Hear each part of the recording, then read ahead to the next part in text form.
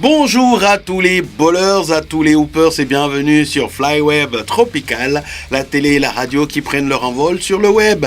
Vous êtes dans Afro Buzzer Time, l'émission qui met en valeur le basketball africain en Afrique et ailleurs. Oui, pardonnez-moi mes yeux fatigués, pardonnez-moi mes cernes, je rentre de Dakar où s'est déroulée justement la deuxième fenêtre qualificative pour la Coupe du Monde Zone Afrique et on reviendra donc sur cet événement.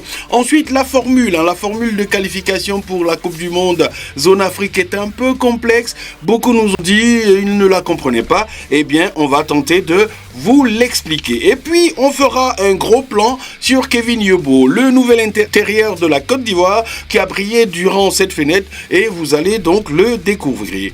Les conférences de la Basketball Africa League ont été tirées au sort. Nous, on vous dit dans cette émission qui joue où et quand.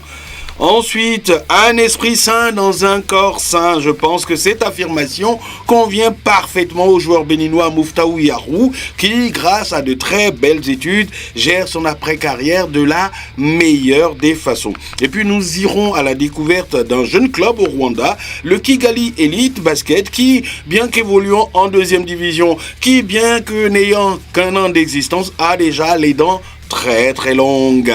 Voilà pour le sommaire. Afro Buzzer Time numéro 153. C'est parti.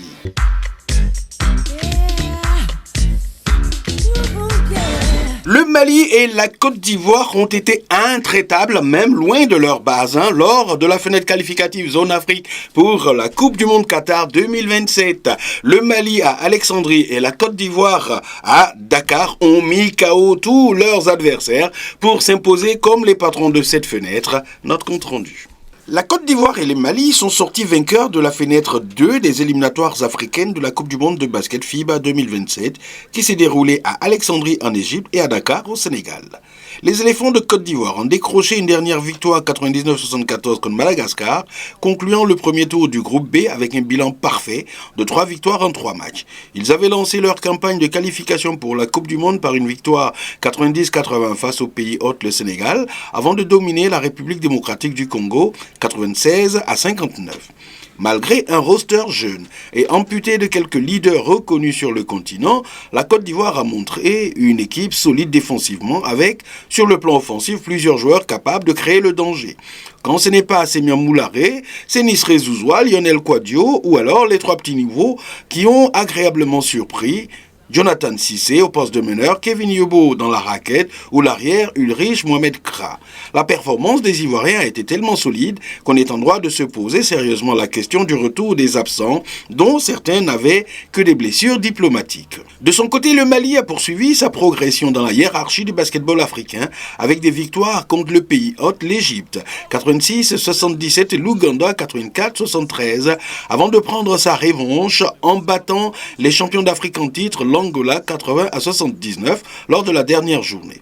On se souvient que lors du dernier Afro-Basket, l'Angola s'était imposé en finale et à domicile contre les Aigles maliens.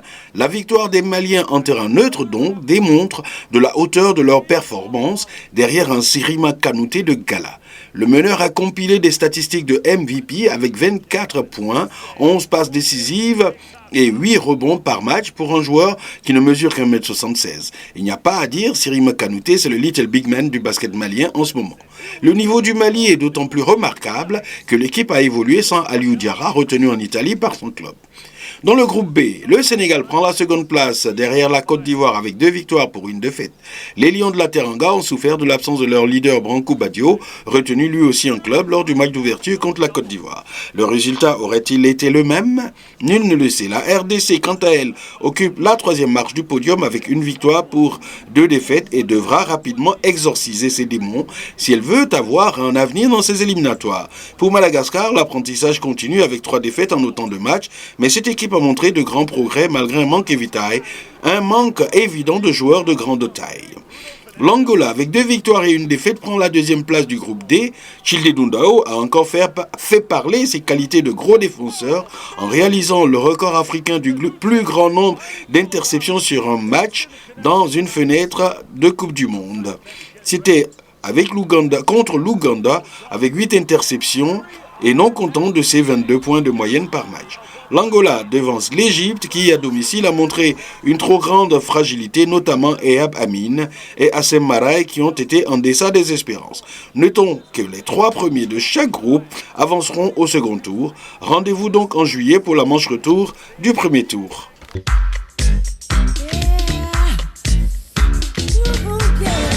Justement, qui va se qualifier côté africain pour la Coupe du Monde 2027 au Qatar? Plusieurs d'entre vous nous ont dit, on ne comprend pas la formule, essayez de nous l'expliquer. Eh bien, on vous explique comment se déroule la Road to Doha, comment se qualifier pour aller à la Coupe du Monde. Les qualifications pour la Coupe du Monde FIBA Basketball 2027 dans la zone Afrique ont débuté en novembre 2025 et elles se termineront en mars 2027.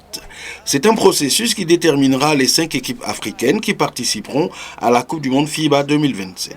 Alors que les 16 nations engagées ont disputé leurs 3 premiers matchs dans la course mondiale qatarien, 3 équipes, la Côte d'Ivoire, la Guinée et le Mali, restent invaincus, tandis que la Libye, Madagascar, le Rwanda et l'Ouganda n'ont remporté aucun de leurs 3 matchs. Le deuxième tournoi des groupes A, B, C et D aura lieu en juillet lors de la 3e fenêtre des qualifications. Les 3 premiers de chaque groupe accéderont alors au second tour qui sera réparti en groupe E et F qui s'affronteront en aller et retour sur 2 nouvelles fenêtres. Les groupes E et F seront donc composés de 6 nations chacun. Les équipes éliminées à l'issue des groupes A, B, C et D, c'est-à-dire les 4e de chaque groupe, quitteront les qualifications pour cette Coupe du Monde. Les résultats du premier tour seront conservés et utilisés dans le décompte final. À l'issue de ces 6 matchs supplémentaires par équipe, les 2 premières équipes de chaque groupe, ainsi que le meilleur 3e, se qualifieront pour la Coupe du Monde FIBA 2027. C'est donc un long marathon qui devrait s'achever en mars 2027 avec la connaissance des 5 représentants de l'Afrique pour la Coupe du Monde.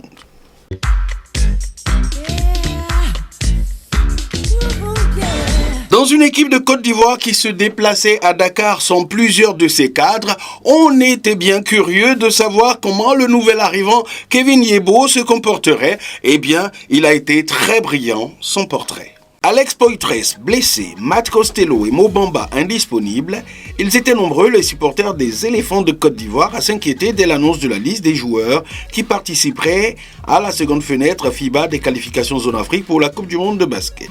D'aucuns étaient encore plus sceptiques quant à l'identité du joueur étoilé, c'est-à-dire naturalisé, qui viendrait donner un meilleur visage à cette formation ivoirienne, d'autant plus que manquaient aussi à l'appel les tauliers que sont Souleymane Diabaté, Bafessa Fofana, Cédric Dié ou Maxence Dadier. Qu'à cela ne tienne, Kevin Yeboah a répondu à l'appel de la Fédération ivoirienne de basketball. Né en Allemagne d'un père ivoirien et d'une mère allemande, le longiligne ailier des Niners Chemnitz dans le championnat allemand, du haut de ses 2,07 m, a sorti un grand match en ouverture de la fenêtre contre le pays hôte, le Sénégal, avec 15 points, dont 4 tirs à 3 points. Non content d'être le meilleur scoreur de la rencontre, il a assorti sa performance de 6 rebonds avec une évaluation de plus 15 en seulement 25 minutes de jeu. Il a été clutch dans les moments compliqués pour la sélection ivoirienne, car chaque fois que le Sénégal revenait dans la partie, Yeboah était là pour planter une banderille à 3 points qui repoussait l'adversaire. Le vainqueur de la FIBA Eurocup 2024 était une sorte d'assassin silencieux qui, pour son premier match avec la Côte d'Ivoire, n'a pas eu froid aux yeux. En défense, sa mobilité a permis de gérer de nombreuses situations de pick and roll sur le mismatch sénégalais. Ce n'est pas pour rien s'il a été élu dans le All-Bundesliga First Team 2024, c'est-à-dire les 5 meilleurs joueurs du championnat allemand. Contre la RDC, il ne score que 7 points, c'est vrai, mais en 19 minutes, la Côte d'Ivoire n'ayant pas eu à trop s'employer, mais avec une évaluation de plus 23. Puis il termine contre Madagascar avec 13 points à 55,6% de réussite au tir. Pour une première sélection, on peut dire que le baptême du feu est réussi pour l'éléphant Kevin Yeboah.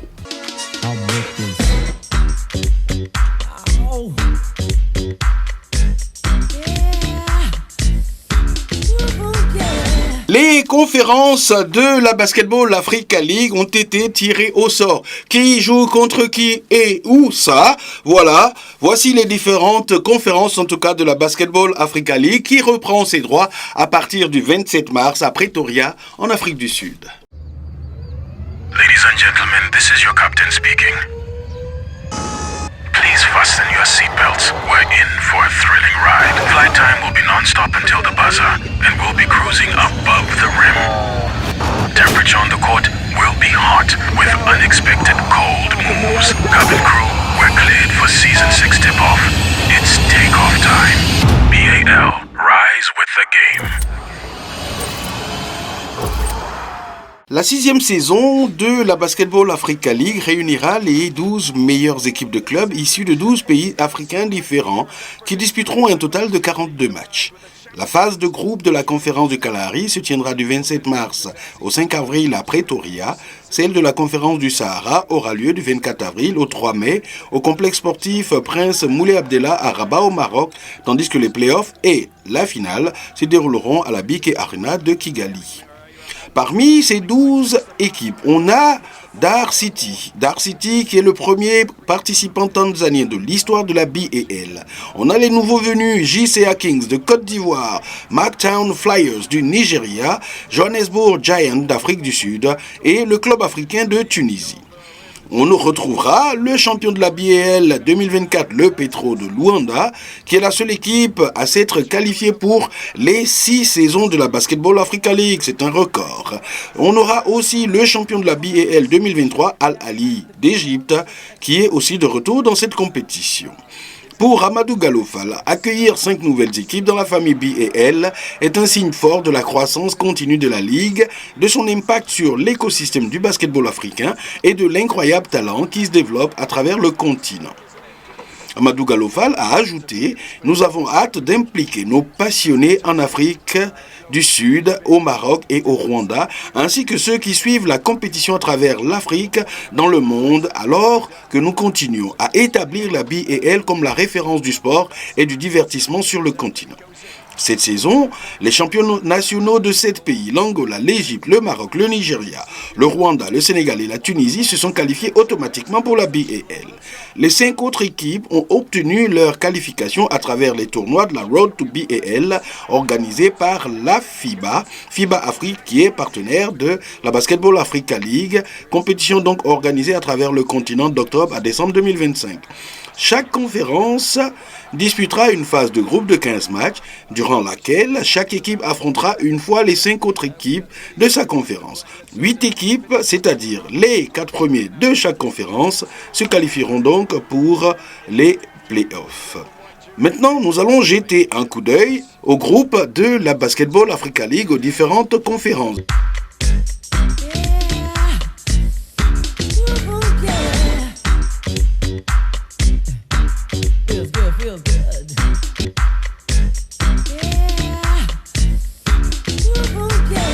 Mens sana in corpore sano, en latin, ça veut tout simplement dire un esprit sain dans un corps sain. On sait que c'est un slogan qui a été repris par plusieurs fédérations mondiales et de grands organismes de sport dans le monde. Et oui, il y a bien une vie après le basket et Muftaou Yarou avait bien un esprit sain dans son corps de mastodonte du basket. Après une carrière de basketteur donc bien fournie, bien remplie, le pivot béninois qui a écumé les salles de France et de Navarre a mis fin à sa carrière pour tout de suite embrayer sur un master à HEC, hautes études commerciales en France, qui n'est pas une petite école. Grâce à ces belles études, il est aussi actif dans sa vie après basket que lorsqu'il était sur le parquet, son portrait. Lorsqu'il était enfant, Muftaou Yarou rêvait de devenir un grand gardien de but professionnel, tellement il était passionné de football. Mais il était également un brillant élève. Pourtant, c'est finalement vers le basket qu'il se tournera. Il débute au niveau scolaire puis universitaire avant d'évoluer pendant quelques années au sein du club Renaissance Basket de Cotonou. Désireux d'allier sport et études, il part aux États-Unis à Villanova University où il poursuit un parcours académique et sportif. Entre 2013 et 2017, il travaille également aux États-Unis en tant qu'analyste financier des plans de compensation des directeurs de sociétés. Pendant l'année, il assure les relations entre ses clients et l'équipe d'investissement et l'été, il rencontre directement les clients et prospecte de nouveaux partenaires. Sa carrière professionnelle de basket le conduit ainsi en Europe de l'Est, où malheureusement les salaires ne tombent pas toujours de façon régulière. C'est en France donc que Muftaou Yarou se fera véritablement connaître comme un remarquable rebondeur. Le pivot de 2,08 m était alors l'un des meilleurs rebondeurs du championnat de France et avait des très belles performances. Figurez-vous, en 10 saisons, Yarou a compilé 3015 points, 2197 rebonds, 237 passes décisives. Mais il a surtout brillé dans une phase qui n'est pas mesurable, c'est-à-dire la qualité des écrans pour les shooters, son engagement physique, sa défense pot de colle sur les pivots adverses. C'est aussi une coupe de France remportée en 2016 avec Le Mans. Et Muftaou Yarou, il faut le dire, était aux portes de l'équipe de France quand il se blesse en 2015-2016, alors qu'il avait terminé meilleur rebondeur du championnat de France.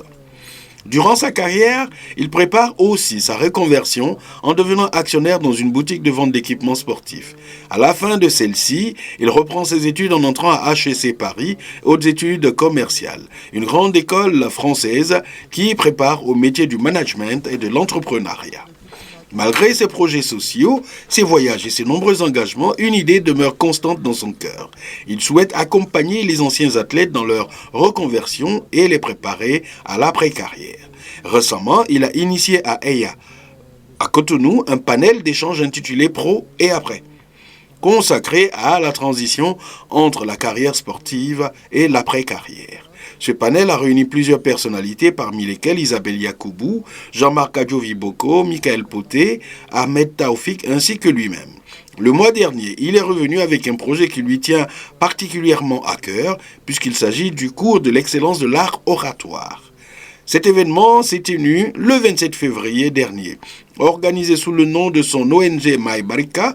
Avec le soutien de ses partenaires, cet événement illustre l'engagement de Muftaou Yarou au service de la société, sa volonté de promouvoir l'excellence et de contribuer au développement de la jeunesse béninoise et africaine. Alors un grand merci à notre confrère béninois Hugues Zunon-Zinsou qui nous a aidés justement en nous fournissant les informations qui nous ont aidés à tourner ce sujet sur Muftaou Yarou.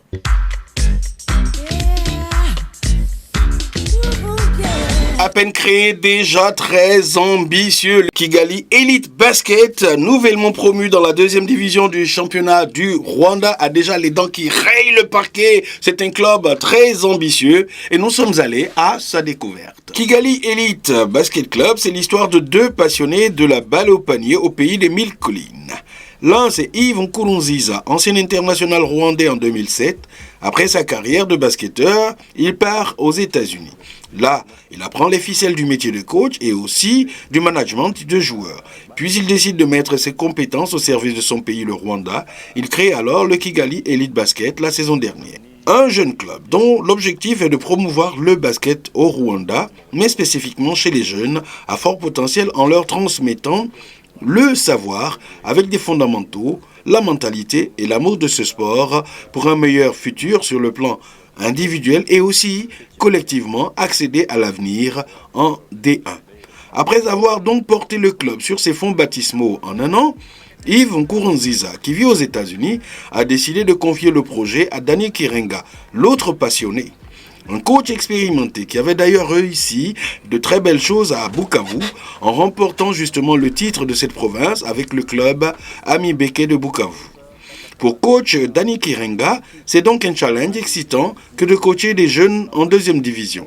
En effet, c'est là où on apprend les fondamentaux, on apprend la base pour un meilleur devenir en basket. On ne se met pas de pression, on travaille à fond pour donner aux jeunes un maximum d'outils afin de devenir d'excellents joueurs plus tard. L'objectif principal est simple, avec des fondamentaux bien fournis et acquis, la discipline et l'amour du basketball, le sens du travail, le club peut accéder en première division avec un bagage technico-tactique consistant afin de lui permettre d'y rester longtemps et ne pas se contenter de faire de la figuration. C'est le pari de Danny Kirenga et de Yves Nkurunziza. Le Kigali Elite s'avance donc comme un projet aussi ambitieux que difficile, mais ne dit-on pas qu'à cœur vaillant, rien n'est possible.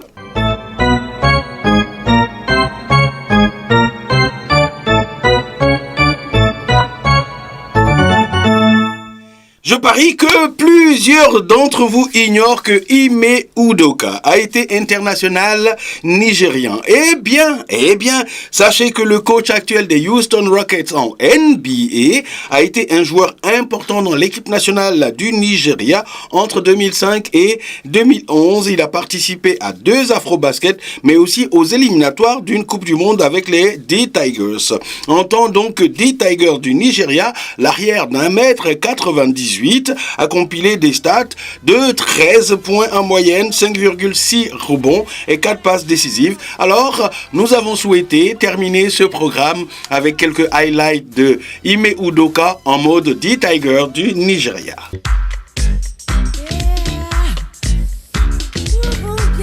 Voilà, c'est la fin de votre émission, c'est la fin d'Afro Buzz Anthem.